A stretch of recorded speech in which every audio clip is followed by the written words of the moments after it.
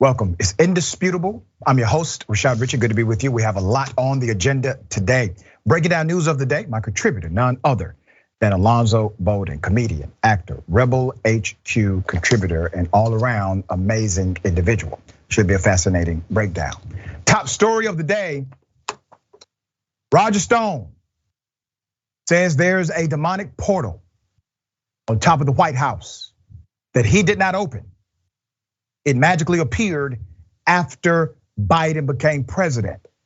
Now, he's desperately trying to get to the White House in order to return home. He didn't add that last part. I put that last part in, but here it is. When you're talking about the supernatural, there are a lot of people that go, oh, I don't know, that sounds weird to me. You were talking about something extraordinary, and I just love you to touch on that subject because Sure. it's at least very interesting.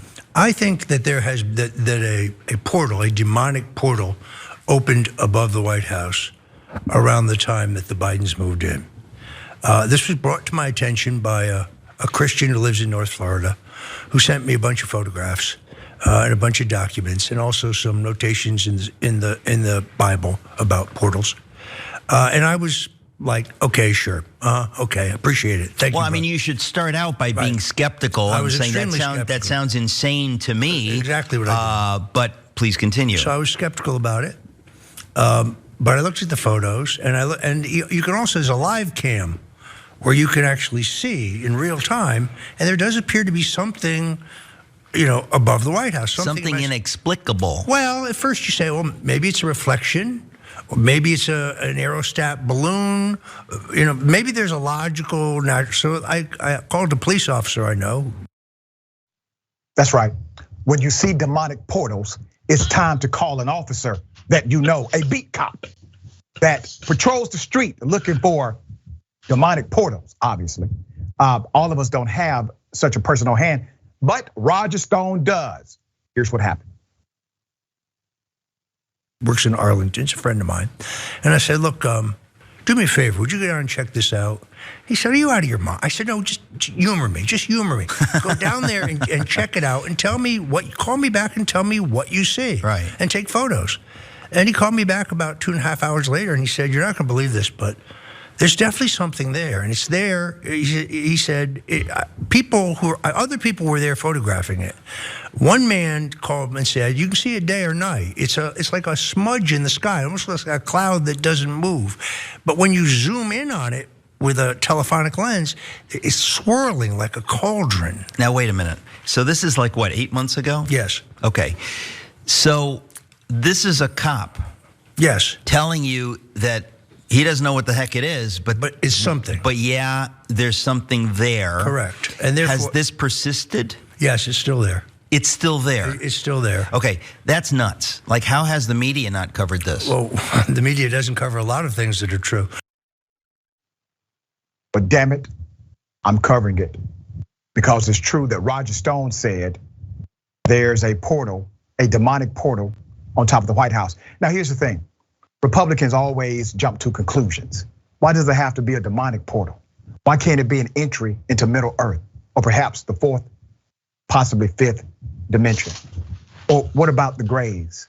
How do the Greys feel about this conclusion that you all have decided to reach without consultation with anyone? All right, also, Ron DeSantis, the governor of Florida. Well, his friend ended up dead in extremely mysterious circumstances. Let me go to this story. Let's put up the picture of his friend. All right, so this is going to be an interesting and also baffling story. The super donor to the governor of Florida and a Jacksonville defense contractor, Kent Sturman, apparently took his own life, according to the reports. This took place Thursday outside of Mayport Post Office after an investigation was launched into his alleged sexual misconduct. Now, there are some dynamics worthy of examination. Sturman is the owner of Total Military Management, had donated more than $60,000 directly to the election of DeSantis, and was appointed by the governor to serve on the board of governors that is the organization which oversees state universities. Jacksonville Sheriff T.K. Waters told the Florida Times Union, and I quote, "This investigation remains ongoing at this time and will continue until its completion. As with all active investigations, there is limited information available to release at this time. However, as soon as this investigation has been completed, all applicable information will be available for release to the public." Now, already there seems to be a conflict in the information. One narrative says he took his own life. The other one says this is an active and ongoing investigation to reach a conclusion as to what happened. DeSantis moved into a condominium owned by Mr. Sturman in a newly drawn congressional district after he was pushed out of his own district in 2016 by redistricting. The 50-year-old Sturman had suffered a stroke last week and was released from the hospital on the day he died. And he claimed at the time that he was actually leaving politics. There's more. Sturman told Florida Politics at the time, and I quote, "I am stepping about as far from politics as I can right now. My prognosis is positive, and I just got discharged from the hospital, but I have a ton of work to do to get healthy." Now, that doesn't sound like an individual who's about to commit suicide hours later. Sounds like someone who's looking forward to having a different kind of life. Maybe a person who has figured some things out. Maybe someone who knows something and he's deciding to get away from politics, which means what? He's getting away from Ron DeSantis. Now, I'm not saying there's a correlation, but definitely there's something not on the record that should be. All right, my dear brother, what are your thoughts here? Well, first of all, let me say that to the normal, sane people in Florida, I wish you luck. Right. Because that's all we can do. These stories are continually coming out of Florida. This whole Roger Stone thing with, a North Florida person told him that there's a demonic portal above the White House, and then he sent a cop to look at it, and they've seen it and this and that. Now, I don't know about you, Doc, but I saw both of them on camera. Why didn't they show us a picture of the demonic portal on camera? I mean, exactly. They said it's still there, and they're sitting there. It's like, hey, let us in on it. And this goes back to part of the manipulation of the Republican cult, right? Is religious, and they make up these religious claims, and it's unfortunate because they take advantage of the least educated, the most vulnerable people, right? The people who will believe this kind of thing, and they'll believe anything negative you can say about Biden or any Democrat or whatever. And then, it's so that part of it's unfortunate. It would be comical if it wasn't a con. Yep. The guy donating money to DeSantis and all. This is a tough one, right? Because again, without jumping to conclusions, and that's what conspiracy theorists. I always say that I love conspiracy theorists because they believe in humanity. They always believe a large group of people can work together and keep a secret. That's true. I've been around people too long to know that. But so I don't want to jump into that. But it does look kind of shaky that this guy's about to be investigated for sexual allegations or something like that, and then he just apparently kills himself.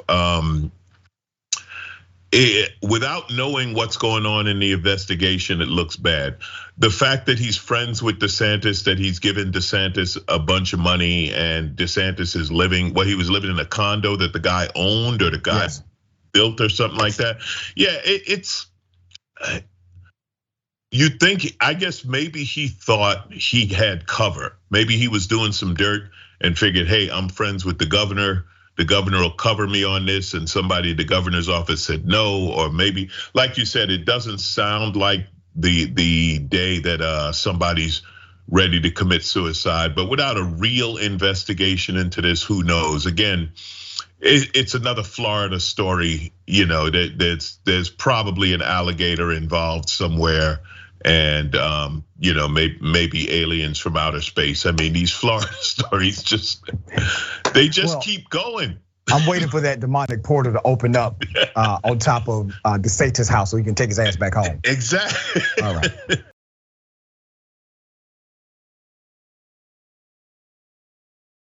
Okay. Very sad story. Ex-warden, sexually assaults women under his care. Let's put his picture up full mass here. You're looking at an Oakland, California warden, now former warden of a federal women's prison, was found guilty of sexually abusing inmates and taking naked photos of them in their cells. Ray Garcia is the warden in question. He was the warden of the Federal Correctional Institute in Dublin, California, was found guilty of sexually abusing female inmates from December 2019 to July 2021. He is facing a possibility of 15 years in prison. Garcia had been placed on administrative leave before retiring and was arrested in September in 2021. Now let me say this. There is one United States senator leading investigations into prisons all across the country. As a matter of fact, he gave a testimony, a hearing today. There was testimony on record. I think they're doing the same thing tomorrow. And that's Senator John Ossoff out of Georgia, a good friend of mine.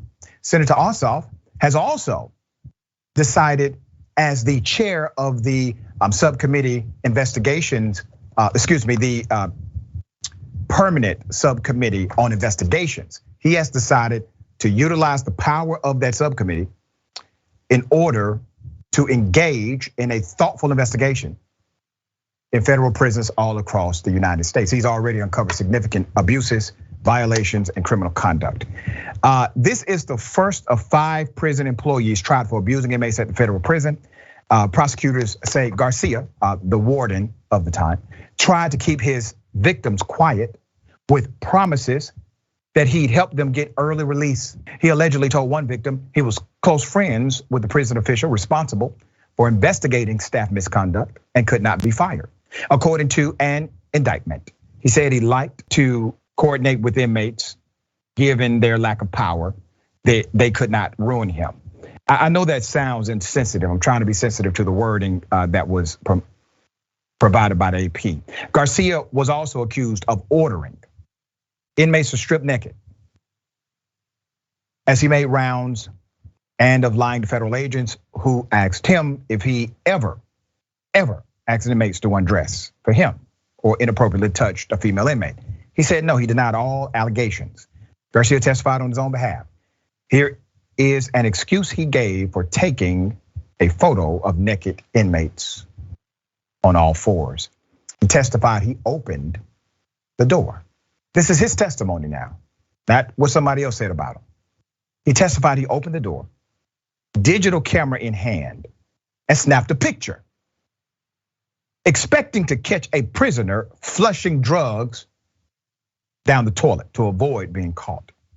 Instead, he saw a woman on all fours and completely naked on one of the cell beds, just as the shutter clicked and on his camera. That was his excuse. He says, oh, no, this was just a coincidence. I went in there with my camera in order to film them flushing drugs down the toilet. Once again, complete violation of any known protocol within federal prisons for a warden to walk into a cell with a camera, okay? All right, Garcia's history of abuse was no secret, but he remained employed. Associated Press investigation in February revealed a culture of abuse and cover up that had persisted for years at the prison, about 21 miles, 34 kilometers east of Oakland. That reporting led to increased scrutiny from Congress and pledges from the Federal Bureau of Prisons that it would fix problems and change the culture of the prison. Tess Korth, a former Federal Corrections Institute guard at Dublin, opened up about what she knew. She knew a lot about Garcia and the history of abuse at the facility. Korth claims that he was one of the golden boys who's been around a long time. But there's, quote, people up on top that know about it, that this happens a lot and just gets covered, meaning covered up. In November, Deputy Attorney General Lisa Monaco submitted a consideration to federal prosecutors across the United States to, quote, consider the full array of statutes, including the Violence Against Women Act, for cases that involve prison employees accused of sexual misconduct. Let me pause just for one moment and highlight something here. The prosecutor had to remind individuals to treat women like human beings and apply the full statutory dynamic as it relates to criminality that may have been visited upon them inside of these cells. Now, why do you think that is? Why do you think they have to be reminded that the full law applies to individuals who are incarcerated? Because the culture has typically said it does not. Full law does not apply to individuals who are incarcerated, even though it does as far as law and constitution is concerned. There's more. In those cases, the prosecutor said they should consider asking judges for sentences that go beyond the federal guidelines if the sentence recommended in the guideline isn't fair and proportional to the seriousness of the offense. I agree. Here is what we know about the other 4 corrections workers being prosecuted. Of the 4 other Dublin workers charged with abusing inmates, 3 have pleaded guilty. 1 is scheduled to stand trial next year. James Theodore Highhouse, the prison's chaplain, is appealing his 7-year prison sentence, arguing that it was excessive because it was more than double the recommended punishment in federal sentencing guidelines. Chaplain, let me say this to you. You really should get probably the worst, if not close to it. You utilized your faith, you utilized your religion to gain access, and you did a complete fake out. People depended on you to do the right thing. You decided not to, chaplain. You, in my book, because I'm a man of faith, are one of the worst among them. All right, Alonzo, thoughts here?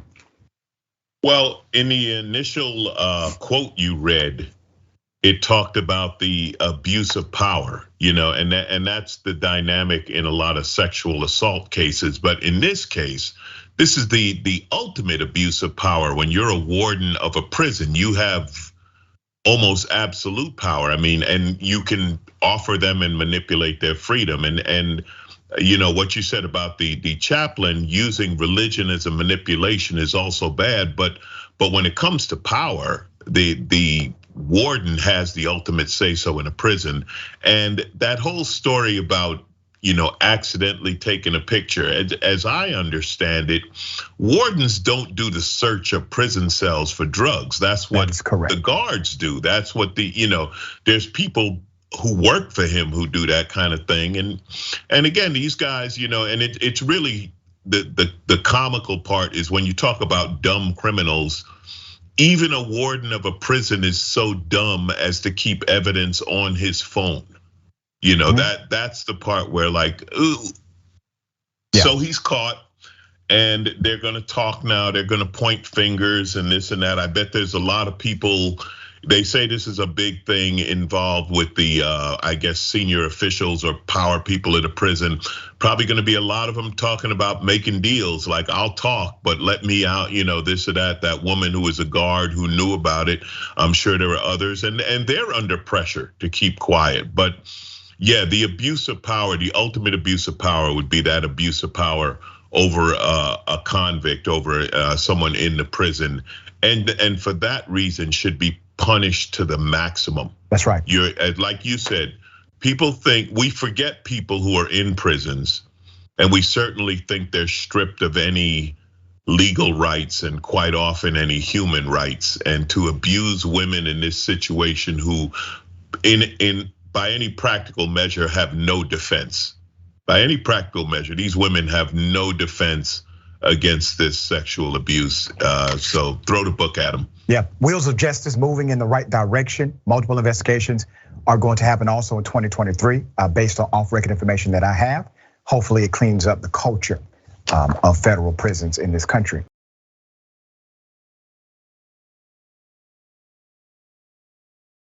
All right, this is an indisputable exclusive. A military veteran, unhoused temporarily, was brutally attacked by law enforcement. I'm going to first show you this video.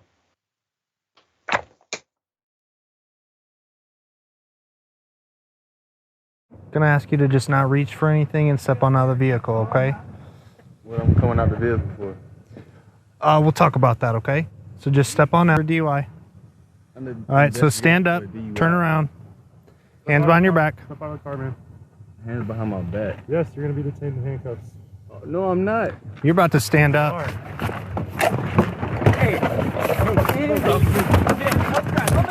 Victor 9-1 fighting. Stop fighting me, bro. Quit fighting. He's assaulting me. I'm not assaulting you, bro. Get out of the car. I got ready. Stop fighting me, bro. Get out. Not blue. All right. What the f*** did I do, bro? I'm trying. My brother. Oh, my brother. Oh. Yeah. You go. No, you're done. You're all right. I had that left arm. It's like, don't fucking do it, dude.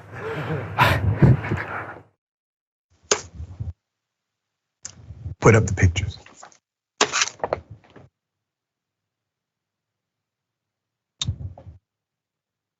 Unhoused man, Colorado Springs, Colorado, was beaten by police on October 9th. He and an acquaintance were stopped by police for not properly displaying their tags. The cops told Mr. Dalvin Gadsden to step out for suspicion of marijuana, which by the way is legal, and also suspicion of DUI.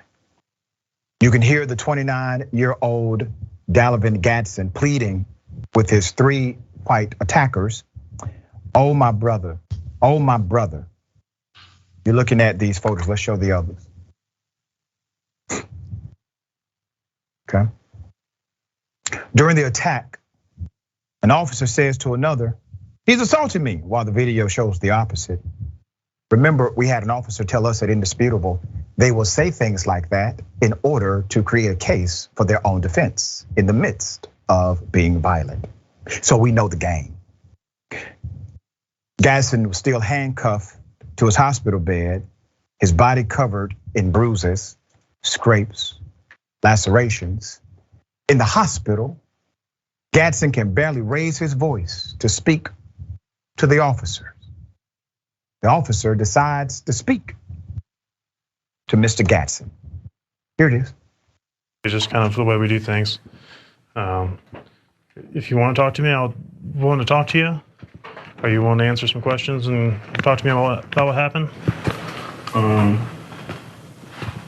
What happened? Well, hold on. Before you start, I got to read something to you. Or do you want to talk to me about what happened? Well, I really need to get in touch with my lawyer. Okay. Well, if you want your lawyer, then I won't talk to you about what happened. What's the purpose of you talking to me for, sir? Once he said the word lawyer, that is him invoking his right to counsel. Now it is time for the cop to exit his ass up out of that hospital room, but he did not. Now, why was Mr. Gadsden in this situation? His attorney said Gadsden, let's put up the military picture, was giving a ride to another man to work when he was pulled over for improper tags. Mr. Gadsden was a 29-year-old homeless veteran or unhoused who was honorably discharged. There's more. 3 officers took part in this beating. Officer Hummel, Officer Hickman, and Officer Anderson. And all 3 can be seen hitting, kicking, and slapping Mr. Gadsden on video. One cop, Matthew Anderson, smiles for a photo of his blood knuckles after the beating. Look at him. Look at it. This is a trophy for him. Gadsden's attorney revealed to Indisputable this morning that Anderson had previously been removed from the department for excessive use of force, but was rehired, was brought back. In that separate incident, Anderson nearly broke a man's arm after the man had flipped him off. They fired him and brought him back. This is the attorney for Mr. Gadsden, a friend of Indisputable and a friend of mine, great civil rights attorney, Harry Daniels. Daniels spoke with Indisputable exclusively, called his client's treatment stomach churning, vicious, and absolutely inhumane. It's difficult to listen to these officers laugh and joke about beating a veteran to a bloody mess and drawing their firearm on an unarmed man. With officers this casual about the use of excessive and potentially deadly force, this is Mr. Gadsden is lucky to be alive. This is the proclamation from the attorney. Indisputable Investigates did an interview with Harry Daniels about the incident. Here it is.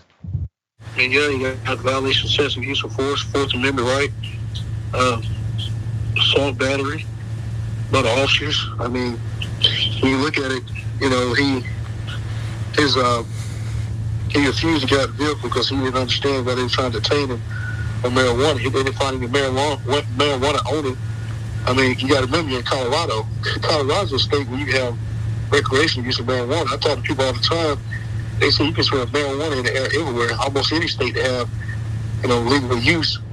But as long as Colorado's the first state to have legal recreational use of marijuana, if I'm not mistaken. It's very prevalent out there. So their claim and wanted to do a DUI investigation on him wasn't really warranted because, well, he didn't show any signs of impairment. Two, there's no hearing from courts saying, no, you didn't have probable cause to do all that. So then we have is a guy stopped for a tag.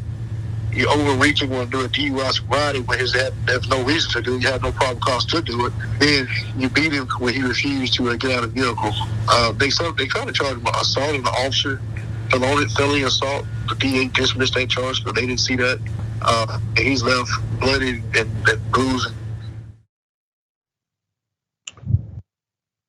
Let me give you the head of the police department for this jurisdiction. This is your police chief. His name is Chief Vasquez. Colorado Springs was featured on Indisputable yesterday after comedian Mark Curry was harassed by security officers at the mining exchange. The city also settled a lawsuit after officers assaulted a Black Lives Matter protester. This city has a lot of issues.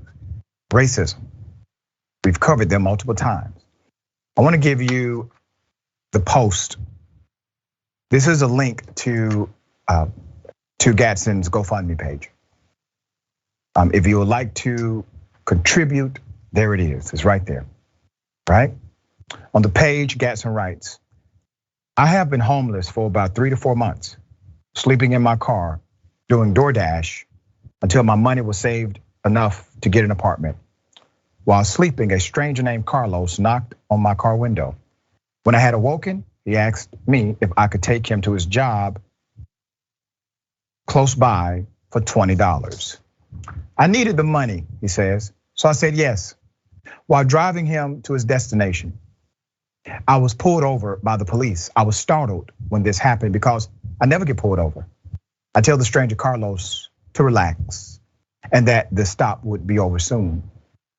Colorado Springs Police Department Public Information Officer Pamela Castro has not yet responded to the release of the videos. They have not responded to Indisputable. We are waiting a response, hopefully this week. Now, some will say, well, he should have simply complied. Please understand, when there's a negotiation, when there's an argument, when there's a conflict, officers are trained to de-escalate, to utilize appropriate force. The reason why excessive force is called excessive force is because it was too much force to remedy the situation at hand. This is a no-no in policing. It is against the law. It is against protocol.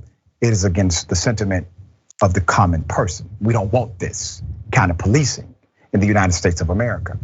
So there are multiple violations, obviously on the scene and then even in the hospital, and there may be some violations beyond. We will stay on top of the story as it develops. My dear brother, what are your thoughts here? Well, wow, there's a lot to start off. Like his lawyer said, he's lucky he's alive. We've seen too many of these cases where the victim does get killed.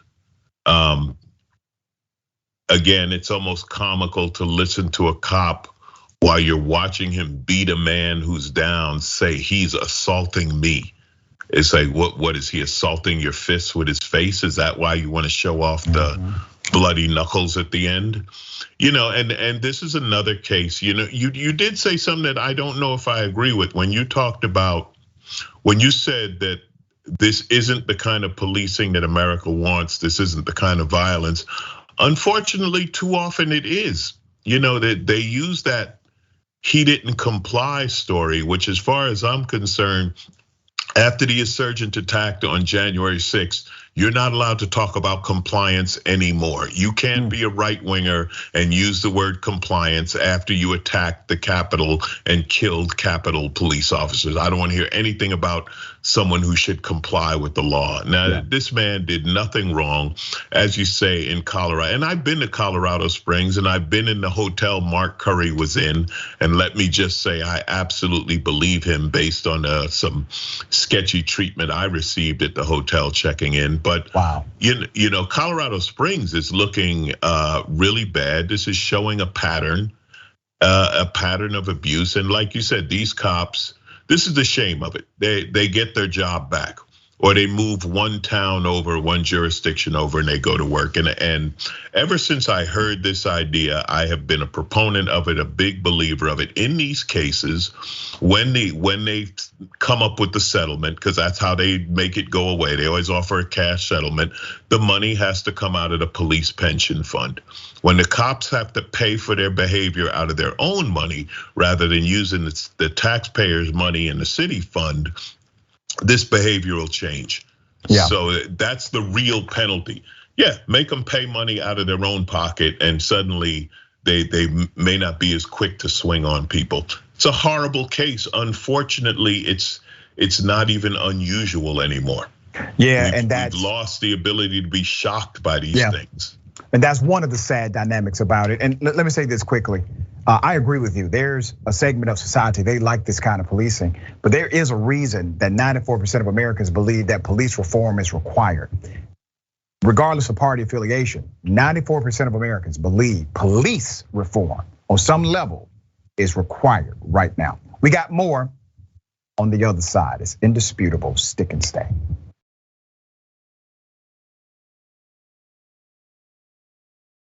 All right, welcome back. We have a lot of show left. Reminder, Unbossed, Benita Turner. All right, that comes up right after this show, Indisputable. Tune into Unbossed with Senator Nina Turner weekdays, 4 p.m. Eastern time, 1 p.m. Pacific time, where she unites real everyday Americans to take on corrupt forces to seek to keep power from people. Subscribe at youtube.com/unbossed. TYT, fascinating, remarkable program, and remarkable person. Let me read some of these comments. Don't have much time. We'll read as many as I can. Next, TYT reporter says, nobody even asked, is this Saran what he was doing that day? What if it's his portal? Maybe I read that wrong. Okay, I think I kind of get what you're saying. Infantry chef says, that's not a portal, Roger, that's the door. It's called roof access. Got it. Vincent Morales, he had Trump cross the streams. That's right. That's exactly what happened. I'm glad you figured it out. Stoneflower Dragon, thank you for this, Stoneflower. They need a special wing at Leavenworth for Florida Man and all his friends. Here you go. All right, and James Thompson, been a member 5 months. Thank you so much. As Dragon and Vet, 20 plus. I sit and my train runs. Still, I ride again after 40 years in a cage, small. Part to solid majority. Okay, thank you. Alexis Miller, thank you. Welcome to Indisputable. All right, got something for you. Ladies and gentlemen, I wish a Karen would. You want to call the police on them for having a barbecue on a Sunday. I feel free. Back off! I'm going to tell them there's an African-American man threatening my life. I drive. Nice go home. Yeah. Really? Oh my God, that's a black person? Oh my God, she's a black woman that can do that. Mm-hmm. Excuse me, there's a black woman out here that can actually do something big. Oh my God. You agree? Actually.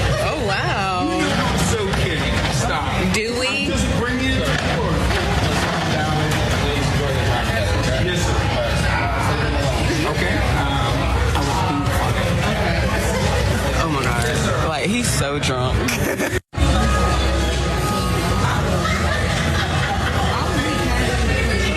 Diddy, look, Diddy, shit, look.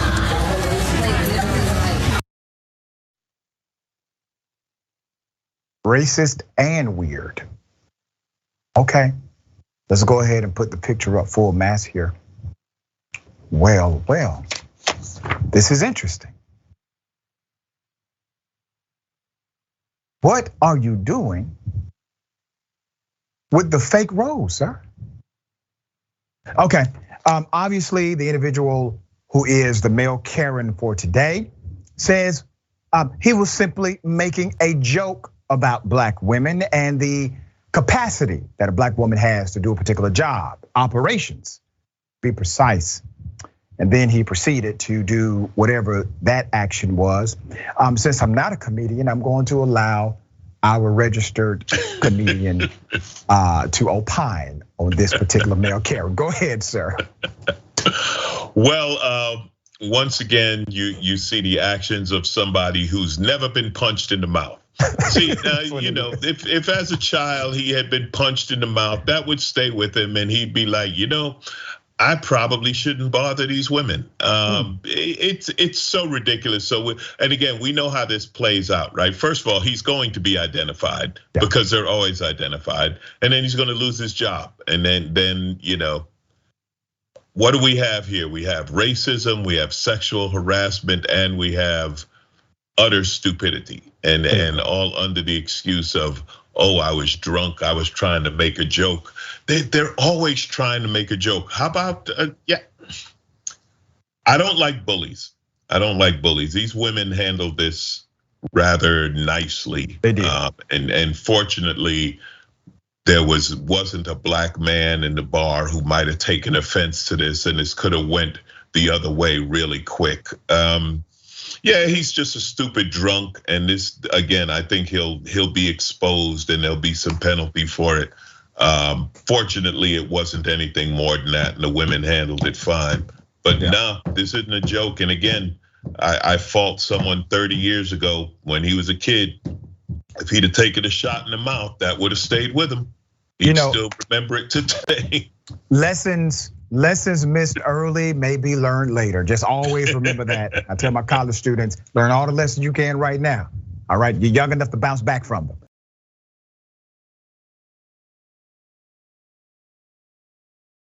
Okay, college students, they say there is a white supremacist student among their ranks, and they're trying to get rid of this student. They do not want the individual on campus. So let me give you the background to this. Let's put up the picture full mass here. Very interesting and also sad. Columbia, Missouri. Students at the University of Missouri are demanding a white supremacist student, according to them, be expelled for making vile, racist comments. Meg Miller posted a horrific racist joke on her Instagram following the recent killing of black football students at a university. It was the University of Virginia. She said, and I quote, "If they would have killed 4 more," and she says in words, "we would have the whole week off." That was her comment.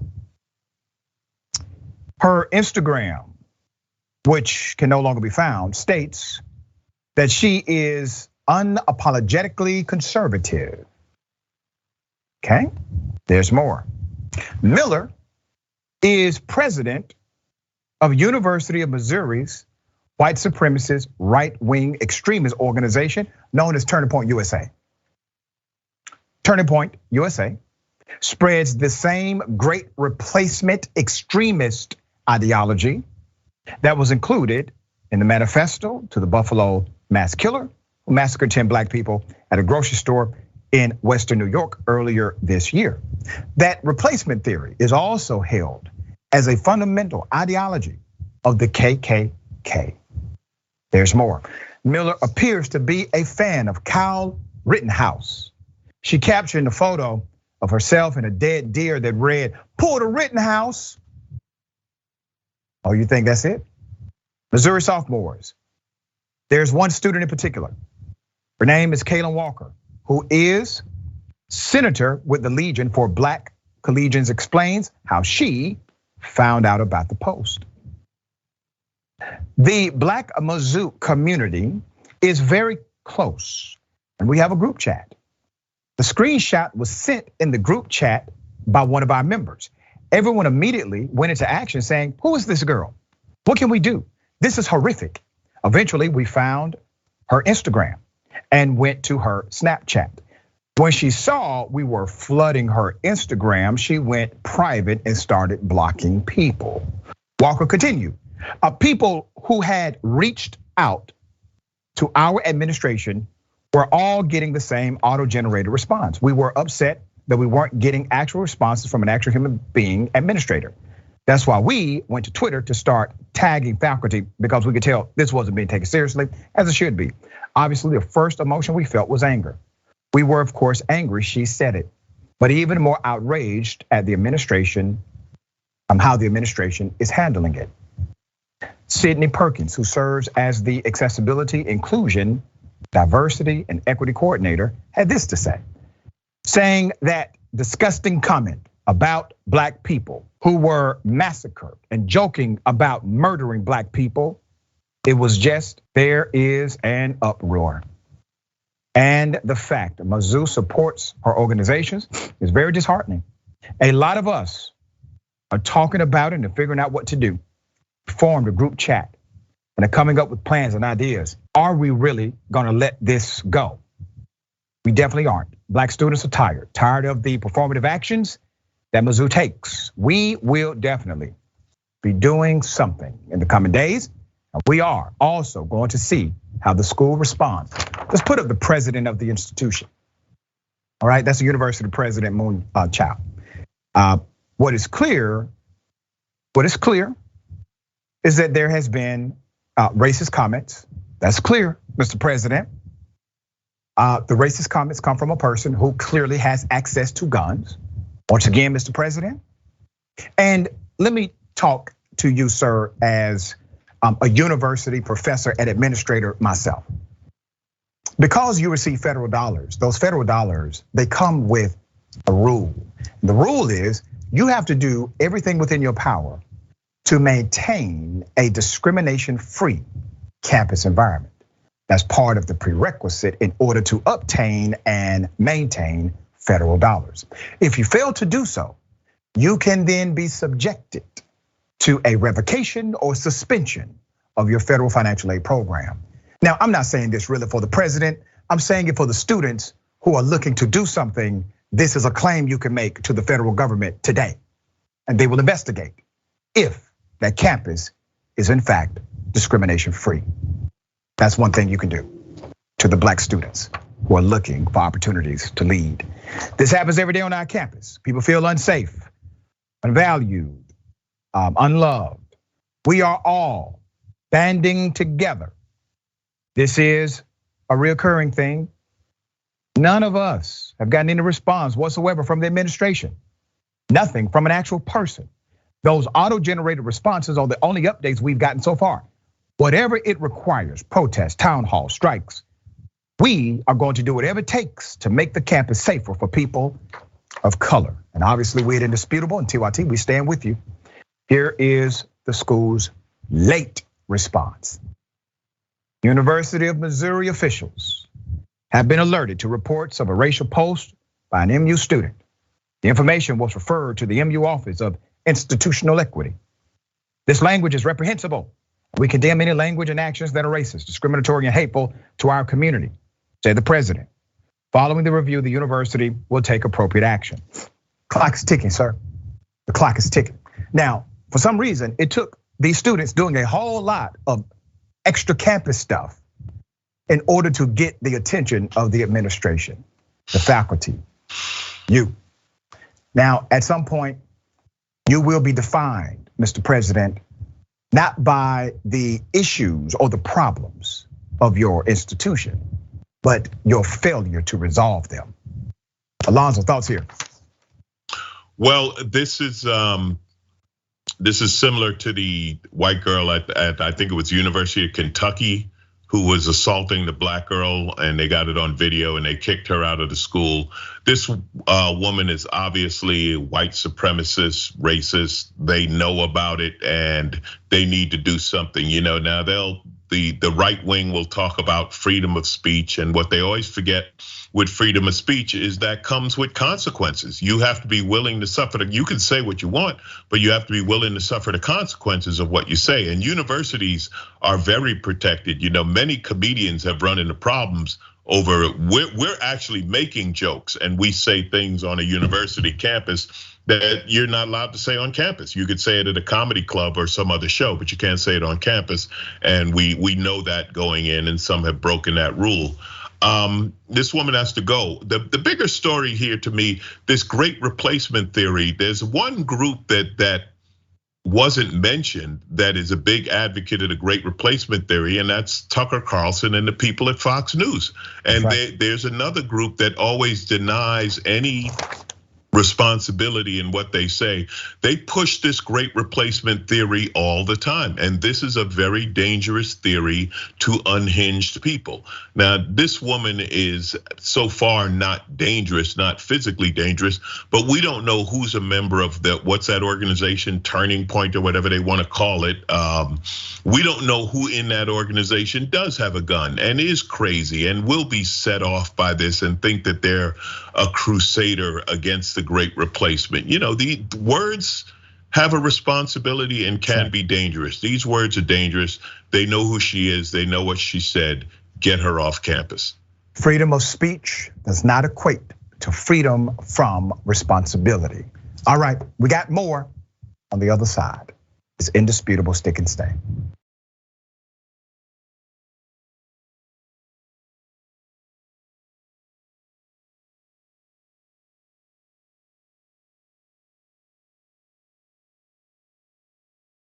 All right, welcome back. We have a lot of show left. Always a pleasure having you with us. Okay, I will read some of these comments. Mickey C, the Silverhead Dragon says, I've had too much to drink more than once. I've gotten into arguments with people more than once. I've cursed and assaulted people more than once. Funny how I haven't spewed racist comments even once. If it's not already in one's mind, it won't spew out of their mouth. Very wise. My grandmother would say, I think it's a drunk tongue makes a sober heart. What you say or something like that, something to that impact. If you drink, you're gonna start saying things that are already honestly inside of you, right? Nadius Maximus, Meg, take it from the Family Guy. Nobody likes Meg. All right, C. Michael Hinton. Thank you, C. Michael. Alonzo hit the nail on the head about the male Karen. That the right person have been in the room would have gotten some act right that night. Yeah, would have. Thank you so much, Gerald Coaxum. Welcome to Indisputable. We appreciate you in advance. What if I told you that a white male just walked up to a black male and just shot him? Well, that's what happened according to the police. Let's put this picture up full mass here. Not a lot of details about this, but the details we have are horrible. Mark Waters, 66 years of age. He's a California man who allegedly shot a black man who was walking to the grocery store in what prosecutors are calling an unprovoked attack. He has not been charged with a felony, but I don't think the felony goes far enough. Waters was charged with felony assault with a semi-automatic firearm, resulting in great bodily injury and personal use of a firearm. The Santa Clara County DA says more charges may come as the investigation is looking into the incident as a possible hate crime. Now, I do have a question. Why was he not charged with attempted murder in addition to the other charges? Because if you just walk up to a person and shoot them, why do you not charge them with the obvious crime? Because that could lead to the death of another individual. The victim is only 21 years of age, 21 years old. Left the Airbnb he was renting to walk to the grocery store. He then saw Mr. Waters exit a home and quickly approach him while holding a black handgun. Imagine the fear happening with this young man right now in that moment. When the victim turned to run, warders fired a single shot, but struck him in the leg. I guarantee you this, Walker was not aiming for the leg. I can promise you that, okay? District Attorney Jeff Rosen condemned the shooting, saying, and I quote, "Everyone should be safe walking to the store. We will not tolerate such senseless and violent acts in this country. We wish the victim a speedy recovery and will make sure he receives justice for this brutal assault." I just have something to submit for the record. Obviously, the wheels of justice are turning in the direction they should be. The man has been arrested and charged. However, there's this sense in the criminal justice system, the sentiment, where they are very careful about overcharging white criminals, but they're not careful when it comes to allocating charges to black criminals or individuals who commit violent acts, okay? So you have a white male who obviously committed a horrible and violent act. It looks as if he wanted to kill this individual unprovoked. If you say, well, he only wanted to injure him, you're giving him the benefit of the doubt. If that is his proclamation, that is called an affirmative defense. That doesn't mean you have to give him the benefit of the doubt. You do not have to be his defense attorney. You can charge him with the obvious crime. Let him assert his affirmative defense and work it out in court. That's typically how this would work. But already at the beginning, they're figuring out a way to make sure they do not charge him with murder or attempted murder, excuse me. But they charge him with the lesser offense of simply trying to injure the body of another person. We have no evidence that was his only motivation. All right, my dear brother, thoughts here. Well, and I'm not a lawyer, obviously. What you say is true, that they are careful about how they charge people. They're not careful how they charge black people. And I've heard DAs and people talk about they don't want to press charges that they can't get a guilty plea on. So maybe that's what the DA is doing in this case. This guy obviously thought he was in Florida or Texas or Arizona or somewhere he could get away with this. But here's the interesting component to this case. The civil suit, because this guy obviously has something. He has a house, maybe he has some money or whatever, and the victim in this shooting can sue the hell out of him. You can't just shoot someone in the leg. You're gonna have the criminal prosecution, but I promise you, there are lawyers lining up saying, oh yeah, there's a civil case here. We're gonna sue him and take away everything he has. As well they should. This action should destroy him. That would be justice. If this action destroys him, let him lose his house, lose his money if he's got retirement money or whatever, and let there be a real penalty for his racism. Yeah, we will follow this to see if a motive develops out of their investigation. We shall see.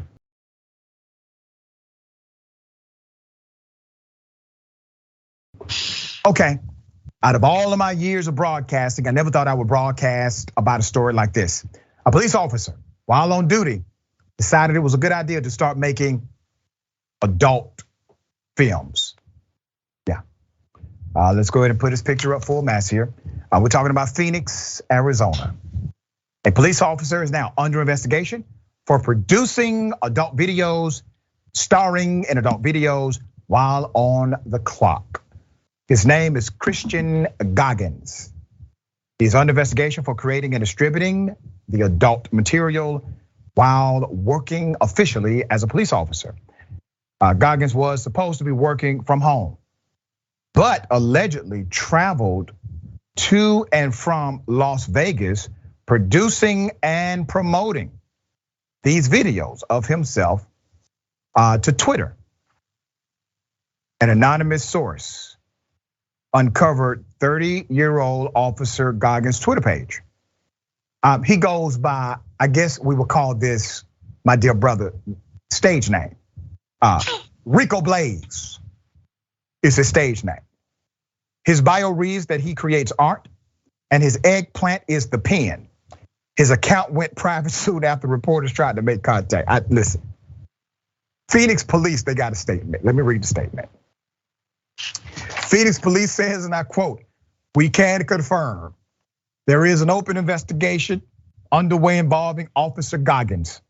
Officer Goggins was on home assignment prior to the start of the investigation for unrelated and non-disciplinary reasons." Well, I don't understand. He's on duty, but he's at home, and he's not at home because he's being disciplined for any reason. I need more information. All right, so we don't have any evidence that this guy hurt anyone, shot anybody while being unarmed, violated the rights of any citizen.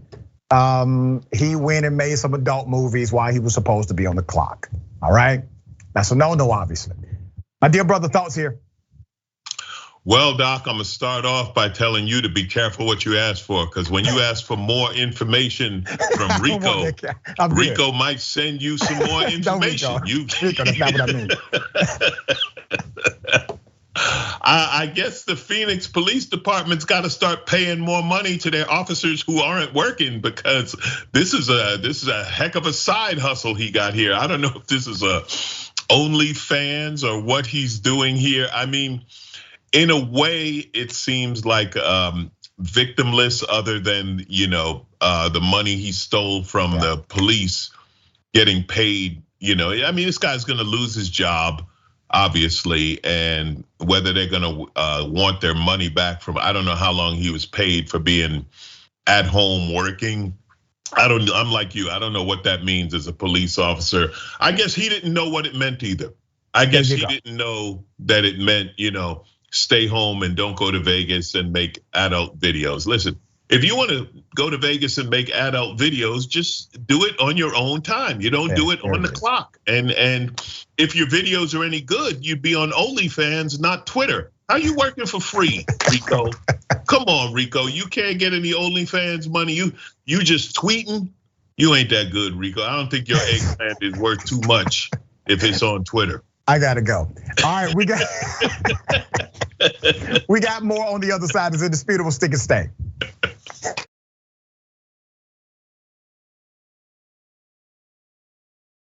All right, welcome back. We have a lot of show left. Okay, let me read a few of the comments. Kind of pressed for time, will be as quick as I can. Biden flavor corn pop says Trayvon Martin wasn't safe walking to the store. That happened 2 blocks from where my sister and her husband lived, by the way. Wow. Mickey C. the Silverhead Dragon, no attempted murder, no assault and battery. There you go. Next to what you reporter. American criminal justice system. Oh wait, he's a white man. Better put the kid gloves on. Yep. Seems that way, doesn't it? All right. And start and park racing. Rico is a cop who is spreading the love. I don't know. All right. Listen, this is a very sad story. So there is a cop who shoots a mentally ill man, and when I show you how egregious this was, you're going to be just as upset as me. I want to show you the video first. Here it is.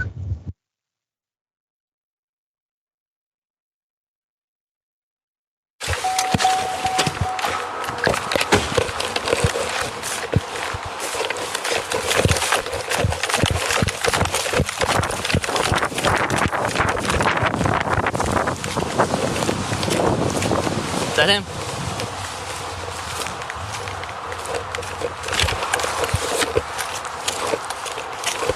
Put the hatchet down! Put the axe down! Put the axe down! Put the axe down!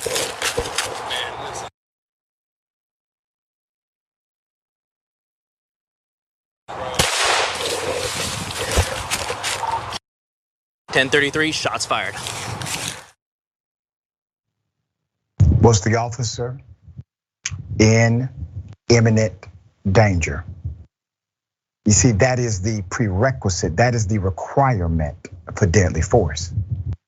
Was there another citizen, another person, another human being in imminent danger? That is your other prerequisite for deadly force. Was the individual trying to run in order to harm another person? No. Another dynamic required for that kind of deadly force. I want to bring your attention to something. After he did that deed, that evil deed you just saw, after he did it, he called it in. Let's go back to his tone when he called it in. Here it is. 10:33, shots fired.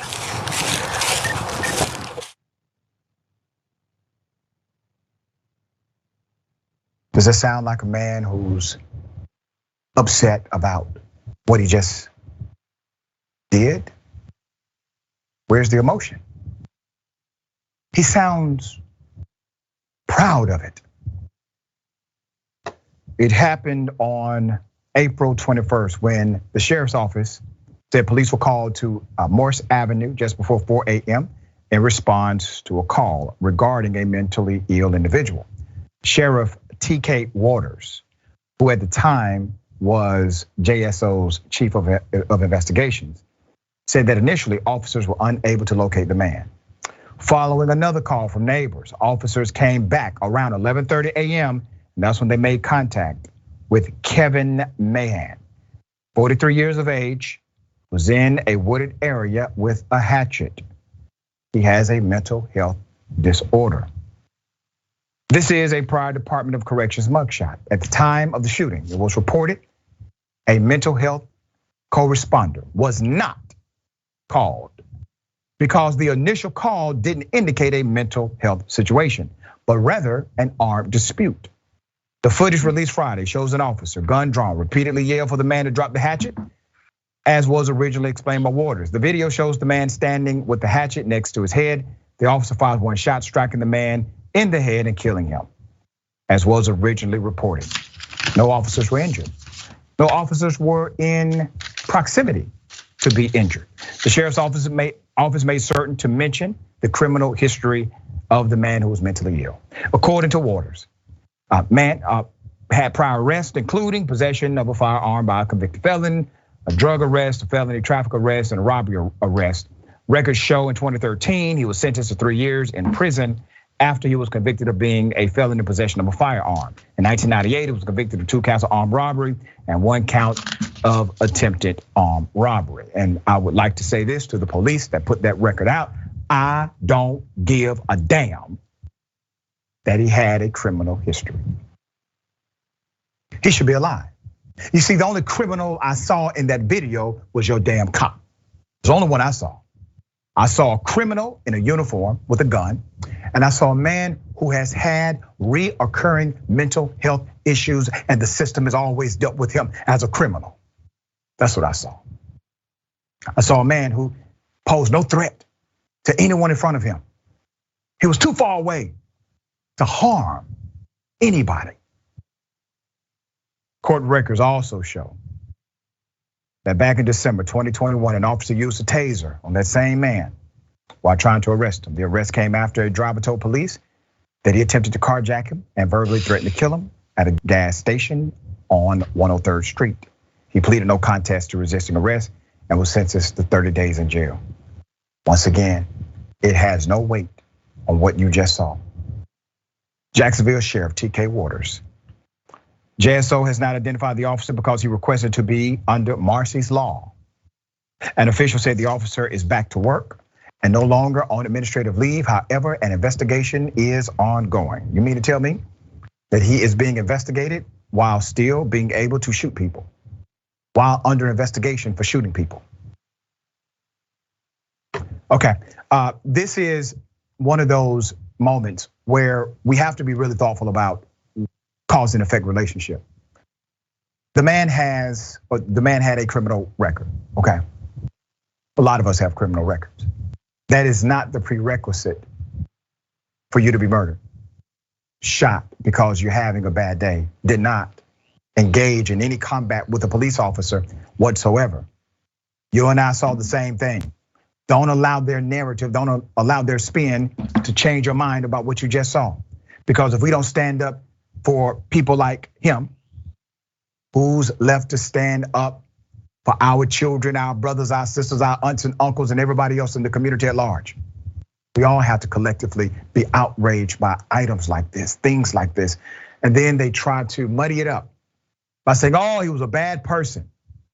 Remember the lie about weapons of mass destruction? And we utilize that lie as the prerequisite to colonize a country, to murder Saddam Hussein. And then we said, oh, no weapons of mass destruction, but Saddam Hussein was a bad man. Anyway, we should have done it. That's basically what they try to sell you in moments like this. They want to sell you that he needed to die anyway. Now, are we going to be the type of nation that accepts that narrative or rejects it? Alonzo, thoughts? Well, inadvertently in their background thing, like you said, in trying to make him look like he's dangerous or terrible or whatever else, they showed the bad policing because they said they had an incident with him before and they used a taser and they arrested him. Yep. So why couldn't you do the same thing again? You could. This was definitely a situation where, like you said, the cop wasn't in any danger. He was too far away. Now they'll probably say that this guy could have thrown the axe or whatever, but this cop had his gun out way early. Like before he said a word, he was already carrying the gun, ready to use it. And this is a situation where in good policing, they probably would have used a taser, or maybe there would have been multiple cops with shields, attempting to subdue this guy. He was murdered. We just saw it. He, judge, jury, and executioner, right? I see a man with a hatchet. I'm gonna yell, put down the hatchet, and then I'm gonna kill him. And then for the police to say, well, he's back on duty. I mean, you said it perfectly, the insanity of it. So you can go shoot people while you're under investigation for shooting people. That's not how it's supposed to work. If you're a drunk driver, they don't say, hey, you better drive home. Right, it exactly. just doesn't make any sense at all. And this gets back to what you were talking about earlier about policing. It has to be reformed, and we have to find some way for the good cops to get on board with cleaning out the bad cops.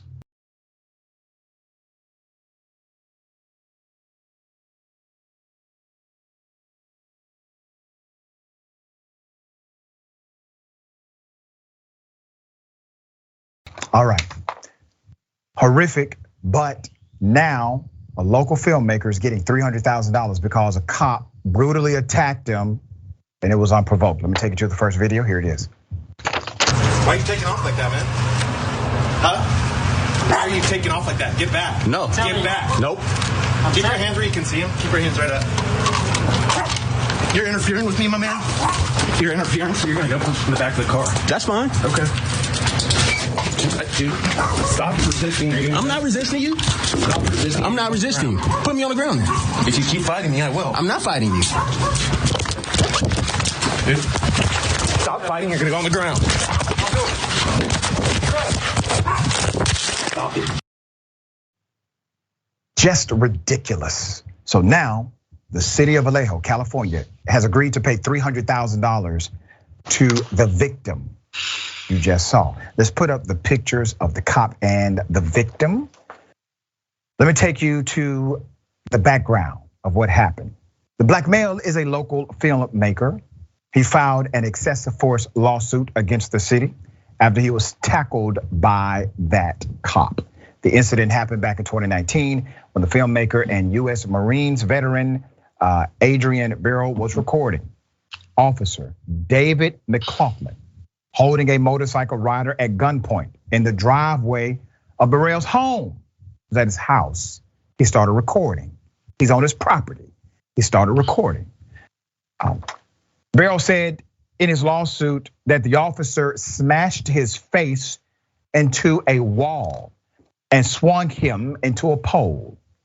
The officer applied handcuffs so tight it broke the skin on his right hand and left his fingers numb. The settlement money will be used to start a nonprofit organization that will provide the families of individuals who are affected by police violence, will provide some support for them. Prior settlements involving the same cop, you got the background, same police officer. This isn't the first excessive force settlement involving the Coughlin. The city agreed to pay $270,698 in a settlement with Santiago Hutchins last year after that same cop held Hutchins at gunpoint while off duty in a parking lot outside a Walnut Creek pizzeria. In August 2018, in an incident that was also caught on camera. In 2014, that same cop was named in a suit alleging that he and another cop pulled over Frederick Cooley without cause, held them at gunpoint, searched his car. The same cop has been a police officer since 2014 and was previously in the Oakland Police Department. His twin brother, whose name is Ryan, is also a Vallejo police officer. Both brothers have previously been sued for alleged civil rights violations. Officer David has also been involved in 2 shootings since joining the Vallejo police. He and Officer Matt Komoda fired on the suspect who was allegedly driving at them before crashing into a parked car on August 31st, 2016. Nobody was injured. The Coughlin is also one of several cops on the force who was alleged to be part of a group of officers who bent the tips of their star-shaped badges to mark their fatal shootings. The cop testified in court earlier this year that a Vallejo police lieutenant bent the tips of his and his partner's badges following a 2016 shooting. What do? They end up killing people, and then a superior will bend their badge back as a code to other officers that they are somehow badass because they know how to kill people. Let's put up the chiefs. So you have Jason Todd, who was recently appointed interim police chief when Chief Shawnee Williams abruptly resigned back in August after 3 years of holding the position. Earlier this year, 73 out of the 75 police officers who are members of the association voted that they had no confidence in Williams. Unbelievable, but it happened. This is why we fight for reform. This is why we fight for justice. This is why we fight for accountability. My dear brother, thoughts on this? Well, here's another case. So they've spent over $500,000 on this cop, just in 2 cases for him using excessive violence. And this money comes from the city, comes from taxpayers. It should come from the police fund. It should come from their pension fund or whatever monies are directed to them. And then the good cops would say, oh, we can't have these guys as cops anymore. Now him and his brother apparently have some kind of contest to out-bully each other. It's ridiculous. These aren't cops. These are bullies on the street who have guns and badges and like you said, take pride in it by bending the tip of their badge back. It's horrific. It's horrific. It is. It's a cultural dynamic that has to be disrupted immediately. My dear brother, always a pleasure having you on the program. Tell people how they can follow you, check out your great work. Thank you. You can simply go to alonzobodden.com and you can find me here on Rebel HQ TYT videos, which I absolutely love doing. And if you're not a fan of Tucker Carlson or MGT, you're gonna like my videos. I'll see you out there. Well said, brother. Remember, take care of yourself, take care of each other, take care of the planet. Remember, the truth is always indisputable.